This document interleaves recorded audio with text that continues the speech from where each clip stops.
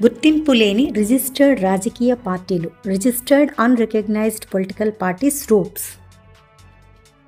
ప్రజా ప్రాతినిధ్య చట్టం 1951లోని section 29A ప్రకారం రాజకీయ పార్టీలు భారతీయ ఎన్నికల సంఘం వద్ద నమోదు చేసుకోవాలి.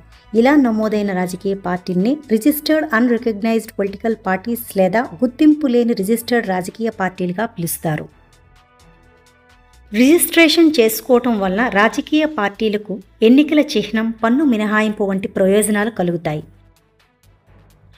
భారత ఎన్నికల సంఘం మార్గదర్శకాల ప్రకారం ఒక రాజకీయ పార్టీ వరుసగా 6 సంవత్సరాల పాటు ఎన్నికల్లో పోటీ చేయకపోతే ఆ పార్టీని రిజిస్టర్ చేసిన పార్టీల జాబితా నుండి తొలగించవచ్చు. 2019 నుండి 6 సంవత్సరాలుగా ఒక్క ఎన్నికలో కూడా పాల్గొనని రూట్స్ను గుర్తించి డీలిస్ట్ చేసేందుకు భారత ఎన్నికల సంఘం చర్యలు చేపట్టింది. ఈ చర్యల్లో భాగంగా మొదటి దశలో 2025 ఆగస్టు 9న 334 రూట్స్ను భారత ఎన్నికల సంఘం డీలిస్ట్ చేసింది. రెండో దశలో 2025 సెప్టెంబర్ 18న 474 పార్టీలను జాబితా నుంచి తొలగించింది. మొత్తంగా 808 రాజకీయ పార్టీలను ఎన్నికల సంఘం డీలిస్ట్ చేసింది.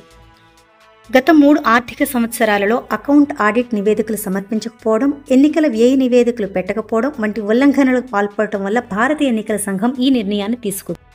ఈ తొలగింపు ప్రక్రియ పారదర్శకంగా ఉంచడంలో భాగంగా సంబంధిత రాష్ట్ర ప్రధాన ఎన్నికల అధికారి CEO ద్వారా ఆయా రాజకీయ పార్టీలకు సంజాయిషీ నోటీసు జారీ చేసి వారి వాదనను తెలియజేసే అవకాశాన్ని ఇచ్చి CEO నివేదిక ఆధారంగా మాత్రమే భారత ఎన్నికల సంఘం రాజకీయ పార్టీల డీ లిస్టుకు సంబంధించి తుది నిర్ణయం తీసుకుంటుంది.